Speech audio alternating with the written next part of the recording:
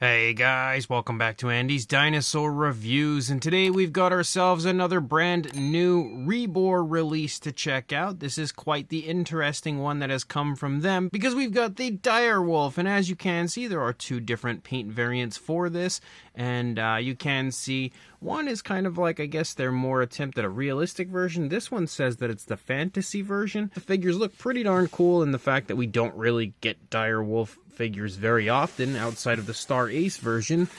Definitely makes this a nice release, and here on the back you can basically see the same thing but like advertising the other figures. So if you happen to purchase the one, you'll know that there is another paint variant available. And then actually on the underside, I don't think there's any of those usual images that show off other Rebor releases, but here on the underside you can see the different head sculpts that are included for our Dire Wolf. So I'm going to pop these boxes open and we'll check them out from there. So here is the fantasy version along with its alternate head sculpts right there. And then here is the, I guess, more scientific approach with the head sculpts yet again. And I have figured out that there are definitely some differences between the two, and it all lies within the head sculpts themselves. Even though they've kind of done the same thing here where, let's see, we've got two different head sculpts where they're basically in the same positioning. You can see that we've obviously got that open mouth, attacking sort of look for it, but the head sculpts are actually entirely different sculpts. Everything about them, outside of the fact that they both have their mouths open and they're snarling pretty much, are different. And then, of course, the same thing here. You can definitely see the head sculpts are actually different entirely. And then the same thing here with the head sculpts that are on our Dire Wolves. So that's pretty cool, actually. They did give you, not just two different paint variants, but two different variants altogether. The only similarity between the two would be the body itself, but the heads, again, are completely different. So, as always, let's jump straight to a closer look, and we'll check it out from there. So starting with the standard, more, I guess, scientifically accurate attempt, we have the brownish version here, and you can see it looks pretty darn nice. Definitely a very nice sculpt. We've got some excellent fine detail. If my camera would focus correctly on it, you can see all the fur detail. Looks really good here on the face of the Dire Wolf, and there's some nice paintwork. Very smooth transitions, quite a bit of variation of color as well that we have here for the head of our Dire Wolf. You can see some nice light grays kind of circling around the eye. The eyes themselves are very nicely painted with a yellow, given a black pupil, and they sport a great gloss coat. They look very much so lifelike and genuine. This version is obviously more of like the growling version, because you can see that the Dire Wolf absolutely has the mouth kind of opened up. It's showing its teeth as well as the gums, but obviously not biting quite yet, though we do have that head sculpt. You can see again the paintwork looks really quite nice for the inside of the mouth, as does the sculpt work. I love the fact that the gums, oh man, my camera does not want to focus on this one. I love that the gums are sculpted as nicely as they are, but I'm actually surprised to see that the teeth are not, the normal material that Rebor uses. They often have this very interesting, almost sort of translucent, but not really, kind of material that they use for the teeth of their models that helps to give them probably the most realistic looking teeth on the market. Between them and Nanmu, I don't know who would be the winner, but you can see that they haven't gone that route with these ones. You can see that they're basically just painted, which they still look really nice. They really do have that nice genuine look, but they're just, I think, a little bit more realistic when they normally include the other material. But obviously we've got a nice gloss coat. You can see it shining as we move through, which looks really nice. We also have a nice satin shine for the nose of our Dire Wolf as well, which again helps to add a nice element of realism, I think, to the figure. Everything again looks really good here in the head sculpt of the figure. Again, you can see the nice light grays kind of run up from the underside. They run along the lower jaw, up here into the snout, and then it very nicely transitions to a brown as you move higher up into the head. And again, you have some of the blacks and stuff throughout. Really nice, very subtle variations of color on the figure. As you move back into the ear, you can see the ear as well sports some nice lighter grayish tones on the inside of the ear. You can see a nice waviness to the fur as well as you move through the course of the figure. You can obviously see some more fur leaving back here or leading back here. Same deal up here, actually running along. And they've done a good job of kind of trying to obscure the seam line here where you connect the head. Though it is obvious, you can definitely see it. The way that they've kind of sculpted the fur out to kind of come back off of the head does help to kind of hide it at least a little bit and make it a little bit less obvious. You know, it's not quite as obvious as when you get one of the dinosaurs and you apply the tail, and there's really no way to hide it when it comes to the seam. I feel like even though it is definitely there, it's definitely obvious, it's not quite as obvious. Moving back through the course of the neck, again, we have fur detail galore. Very impressive fur. If you come down here where the lighter gray is and you can take a nice look at it, you can see how crazy impressive the actual sculpting of the fur of the direwolf is, as well as, again, how smooth that transition is moving up into the brownish tones. And you do have variation of color through the course of the body. I could definitely see lighter and darker shades. Kind of looks like maybe we've got some dry brushing or washes present on the figure. You can even see some darker tones up here in the shoulder blade area of our direwolf. And you can, of course, make out the shoulder blade itself as you move along. You can see the muscle definition leading down through the course of the leg, especially in this leg, because this leg is currently supporting the front of the animal as this leg is picking up off of the ground. So you can definitely see that tensing. You can see the elbow right there, as well as, again, all sorts of variation to the fur detail. As you move down, we do transition nicely to a black tone, or maybe a mixture of a black and a very dark brown down here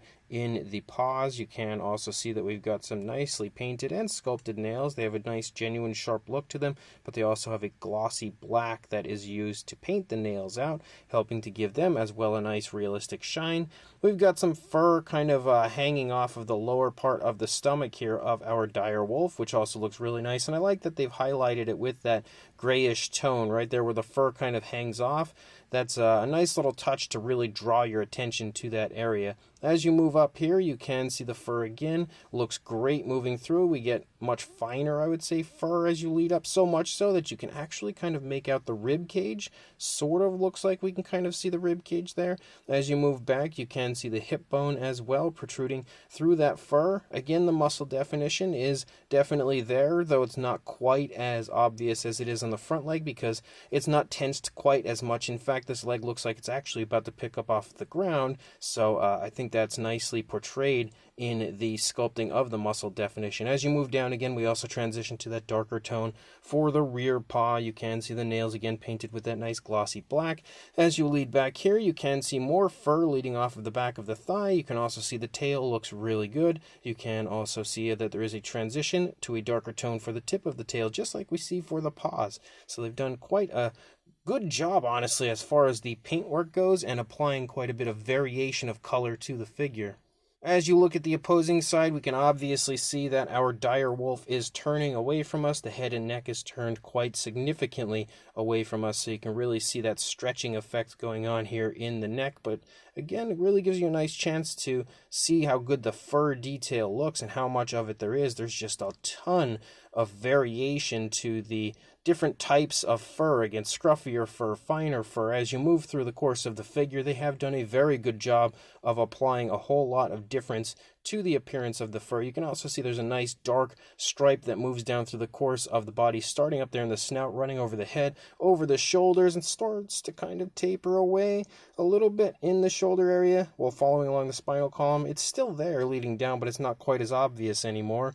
Over here, again, you can see everything looks really nice as far as the sculpting and detailing goes. You can also see how this leg is picking up off of the ground, making it almost look at this point like the dire wolf is just kind of like slowly moving in on whatever it's focused on, and it's not looking like it's running or anything, and that would explain why it looks like it's currently, snarling and growling at whatever it is, looking like maybe it's about to try to lunge in and take down whatever is in front of it. But again, everything looks great as far as the sculpt goes on this side as well. Paint-wise also looks very nice. You can see the underside sports the genitalia, as well as, again, all sorts of scruffy-looking fur moving along the underside. And yes, they have even painted the undersides of the paw pads, which is really, really nice. Definitely a great touch as far as that goes. So the dire wolf here is really nicely done. I can say the brown version looks great. And then again, we've got two different alternate heads that you can apply, one of which is this version, which is the dire wolf, I guess you could say, attacking The eyes don't look like they line up perfectly. One eye's kind of looking up, the other eye's looking straight forward, so it's got a little bit of a lazy eye.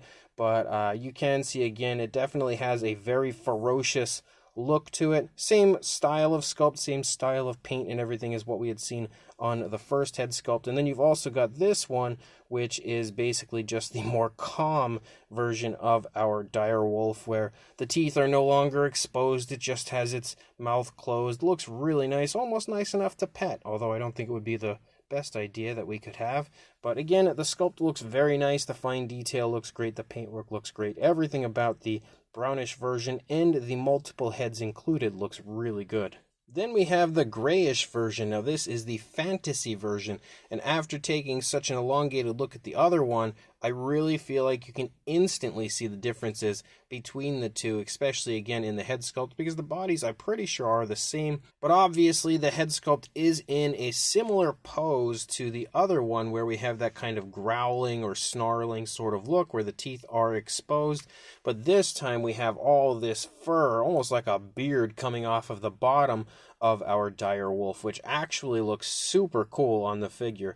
I honestly kind of feel like I prefer this one just because of the exaggerated and very cool look that it has going on. You can also see, again, loads of variation of color between light grays and darker grays, as well as blacks included here. And there's a nice dark wash, especially down here on the lower jaw. You can really pick up on the dark wash. So quite a bit going on as far as the different coloration. We again have the nice glossy black for the nose. You can see the eyes have black within them, but then a yellow and a black pupil. And they're positioned much better on this one than on the brown one. But again, the body is going to remain the same. It's just the head sculpt that looks quite different, and you can definitely see it really does look quite different, which I don't know how I didn't notice that prior to this. But as you move back, again, the seam is definitely obvious where you connect the head. I don't think there's any way around that. But moving back into the body, you can see, again, tons of variation of color back here, as well as you have the light grays, the blacks, the darker grays, and even variations of browns. You can actually see, like, here's a little bit of brown here. I can see some browns picking up in the stomach region. So they have applied a ton of coloration to this, more browns back here. I'm very impressed lately with Rebor's paintwork. I feel like, they've always had really good paintwork, but they've just improved it so much over the last few years that now they've actually amped up their paintwork to the point of looking like real animals more so than just looking like a really nicely painted model. I feel like there is a difference there where you can have a model that looks great as far as the paintwork goes, or you can have a model that looks like a genuine living animal. And that's what we often get from Rebor nowadays, is that genuine living animal sort of look. Again, as you lead back here into the stomach, I don't know how good it is picking up on camera, but my eyes in person do not deceive me. There is a lot of variation of color. I can even see greenish tones. Like right here, you can see a little bit of green, back here a little bit of green. Very cool looking greens, actually. And again, there's just really tiny little subtle differences to the coloration as you move through the course of the figure. We also have some nicely painted nails, again hit with that nice glossy paint here you can see for the feet of this one as well.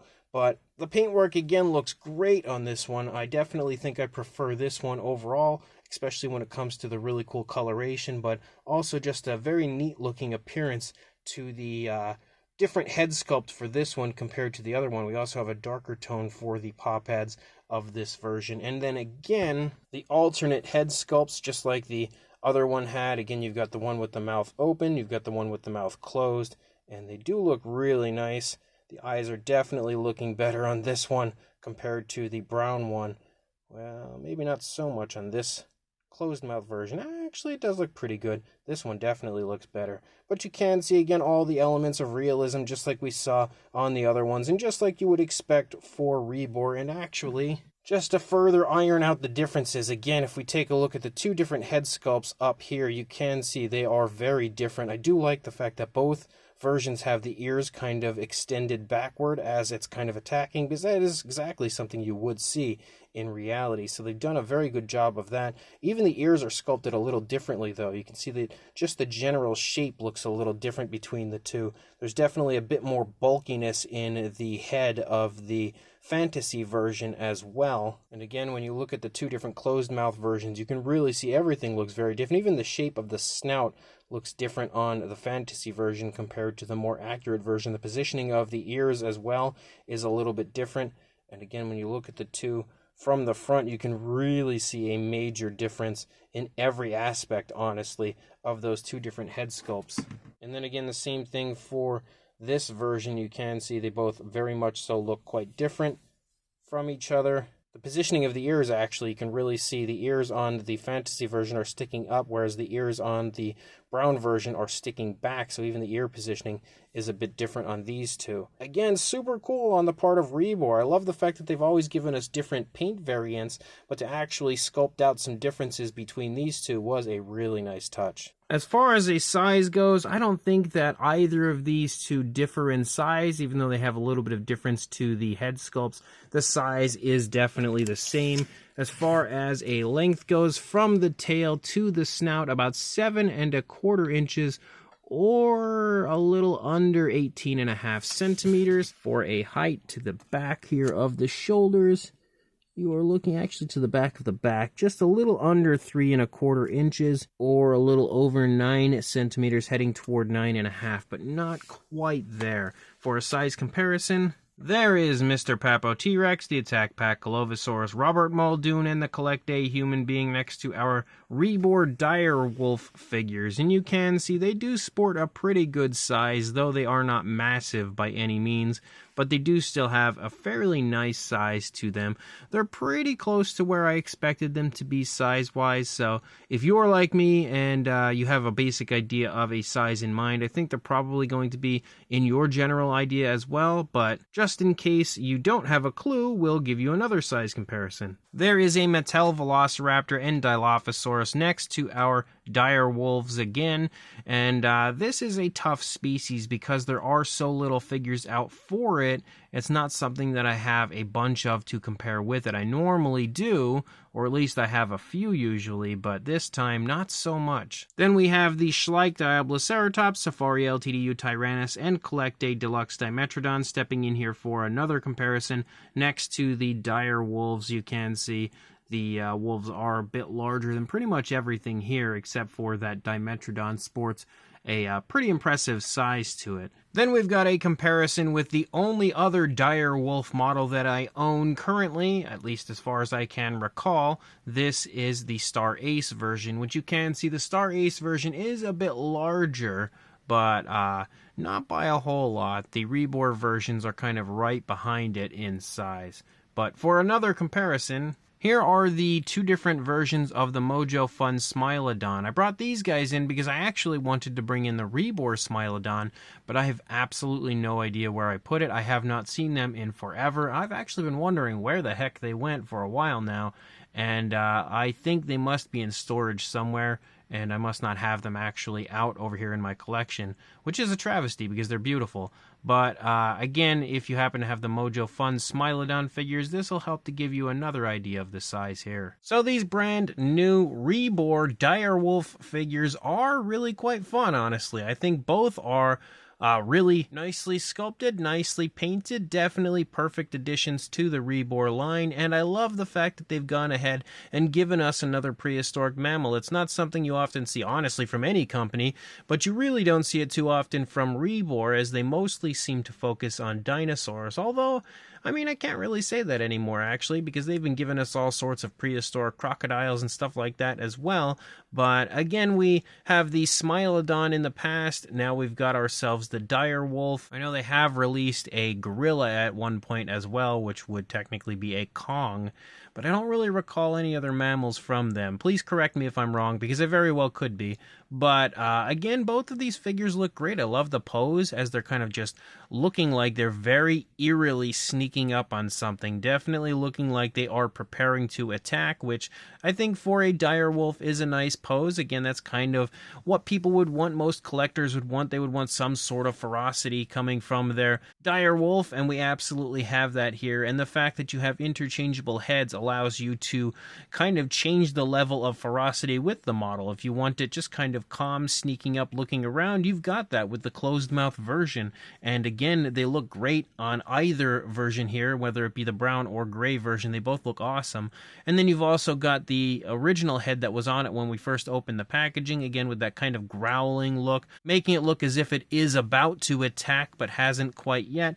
And then, of course, the open mouth version where it is in the process of attacking. You've got all different levels of ferocity. The fine detail looks absolutely fantastic on both models as well. They've done a very good job of sculpting out the fur, giving us all sorts of variation to the fur, where we have kind of finer fur in certain spots, scruffier fur in others.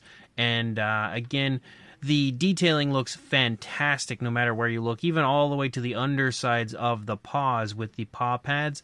Every ounce of these figures are sculpted to the max, and the paintwork is also nicely done. Whether it be the brown version or the gray fantasy version, you have great paintwork. Again, all sorts of variation of color, washes, dry brushing, everything that you could expect or want to have on your model, it's all applied to these. And again, you also have the elements of realism, like the nice gloss coats on the eyes, the mouth, the nose, the claws. They've made sure to cover all their bases when it comes to this, as they always do, again giving us another fantastic Rebor release. So if you are interested in picking this up, I will include a link, actually 2 links, in the description to both of these, where you can purchase them on Big Bad Toy Store, which is where I purchased mine. So make sure you check those links, grab these dire wolf figures right now, and like, comment, and subscribe, and I will see you in the next review. Thanks for watching.